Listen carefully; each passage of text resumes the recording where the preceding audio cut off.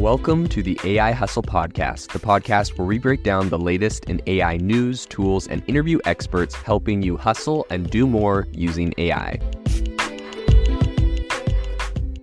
If you've been following the podcast for a while, you'll know that over the last 6 months, I've been working on a stealth AI startup. Of the hundreds of projects I've covered, this is the one that I believe has the greatest potential. So today I'm excited to announce AIBox. AIBox is a no-code AI app building platform paired with the App Store for AI that lets you monetize your AI tools. The platform lets you build apps by linking together AI models like ChatGPT, Midjourney, and 11 Labs. Eventually will integrate with software like Gmail, Trello, and Salesforce, so you can use AI to automate every function in your organization. To get notified when we launch and be one of the first to build on the platform, you can join the waitlist at aibox.ai. The link is in the show notes.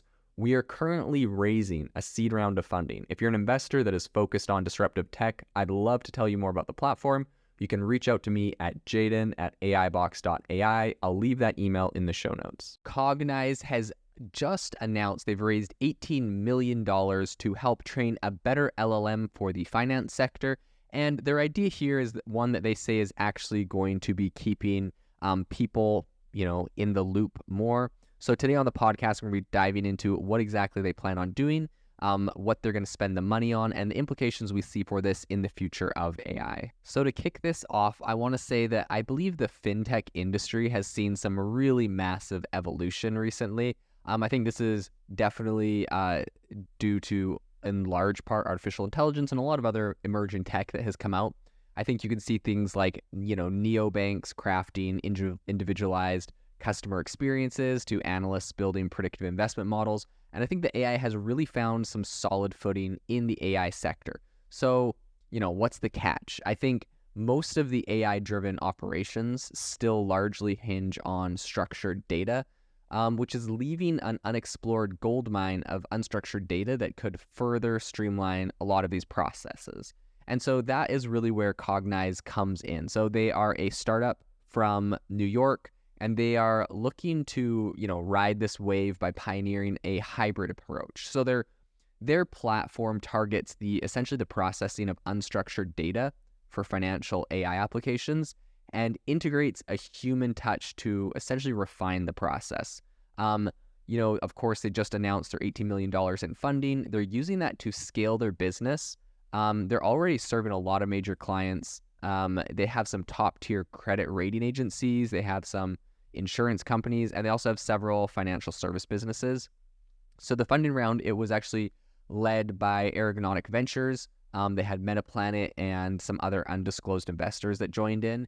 And it is essentially set to be used, this new, tranche of funding is going to be used to help increase hiring efforts and research. They're going to be working on product development and some business expansion. So the firm essentially has offices in Germany and Armenia, and it isn't revealing its valuation, but it's, it has assured everyone that it's in the hundreds of millions. I think that's kind of funny.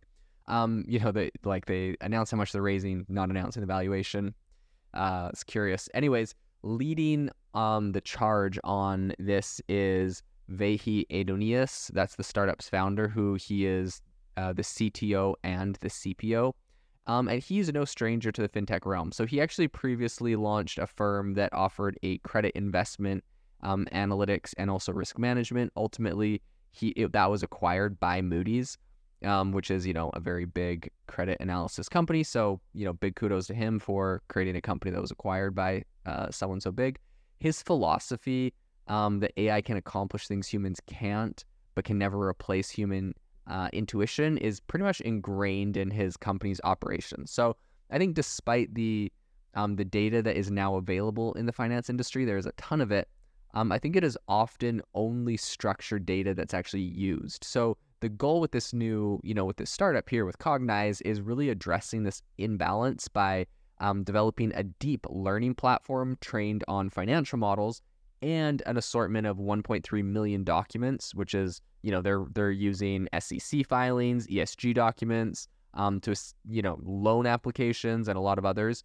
And essentially they're feeding that into it. So the platform essentially assists financial analysts who can correct readings and draw conclusions based on outcomes. So The CEO is Al Essien, and so this is a quote from him. He says, "For a bank, there are three objectives. You can try and fail to build AI in-house, or you can use a general AI model like ChatGPT with an army of consultants. The third choice, us. We empower and educate you." So he is an entrepreneur with a history of a bunch of successful exits. He exited from VMware, and then he joined Cognaize shortly after it was started.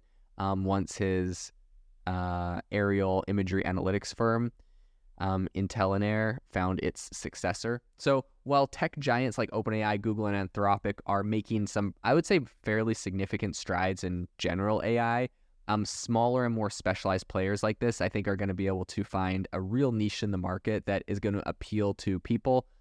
Cognaize for banking and investor type people. But I think this is a trend we'll definitely see in the future, where we have these general models that can do a lot. That we're going to see a lot of very specific models that are going to be really successful. I think there'll be thousands of them. I think it'll be a very fragmented field.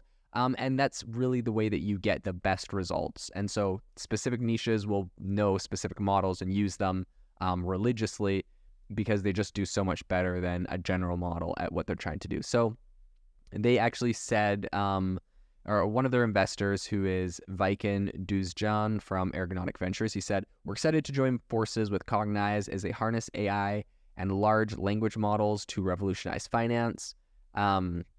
He also praised their ability to derive insights from large amounts of unstructured financial data. He said, "Remarkable precision and speed."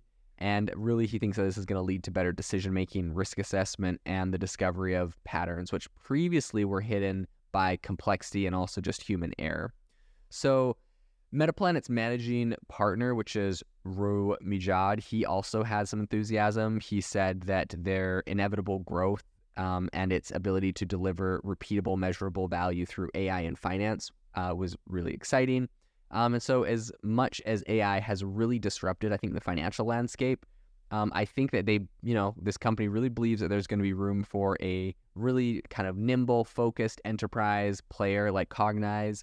And they also do acknowledge the importance of really leveraging broad spectrum solutions like ChatGPT, where it aligns with a business's objectives, right? Not every business is going to need a highly specialized tool. A lot of them will be able to use kind of these broader tools, and maybe integrating both actually makes sense in a lot of cases. So they do say, we're more agile, which gives us an edge. However, it's only the paranoid who survive. So we're also leveraging tools like ChatGPT where it makes sense. It looks like they're like, you hate to say hedging your bets when an AI or when any company is not just exclusively using their own tools, because, it's like, is it really hedging their bets? They're definitely making a great LLM in the finance sector, but at the end of the day, ChatGPT does a lot of really general things great, and so I think there's no harm in integrating that on top of their own thing. Now, of course, if they were exclusively just a wrapper on top of ChatGPT, I don't think they could have raised that much money, so they really do need to put a big emphasis on the fact that their own LLM is going to be really powerful in accomplishing the task that it's set to do. But for a lot of the general stuff, ChatGPT makes sense. And to be honest, this actually makes a lot of sense. Like that kind of strategy or that kind of concept, I think it's important. We're going to see it. It's going to be a big trend in AI. And I think it actually gets down to, OpenAI and how they actually have ChatGPT doing tasks. So recently, the model weights and a bunch of other things from GPT-4 were leaked, and it was found that they use what are called, I think, experts. And so they have 16 experts within GPT-4 that essentially are models or, software trained to do specific things very well. And so when GPT-4 gets a question, it shoots it over, has an AI that decides which of these 16 experts can respond to it best. It shoots it over there. It's got like multiple layers that kind of hit the text and edit it. And that's how the response has got so much better.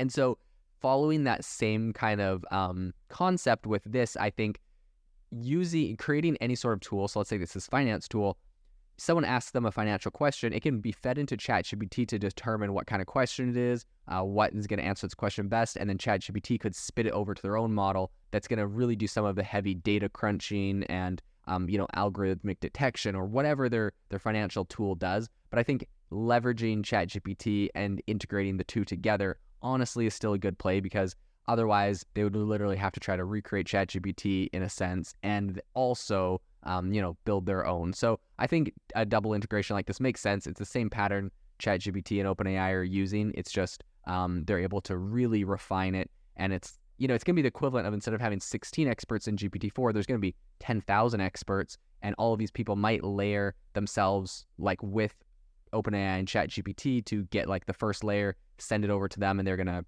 they'll get more specific answers. So this is a really interesting area we'll follow in the future. An interesting company. It's left to be said, how they do. They raised $18 million, really impressive. So I'll be excited to follow this in the future. If you are looking for an innovative and creative community of people using ChatGPT, you need to join our ChatGPT creators community. I'll drop a link in the description to this podcast. We'd love to see you there, where we share tips and tricks of what is working in ChatGPT. It's a lot easier than a podcast, as you can see screenshots, you can share and comment on things that are currently working. So if this sounds interesting to you, check out the link in the comment. We'd love to have you in the community.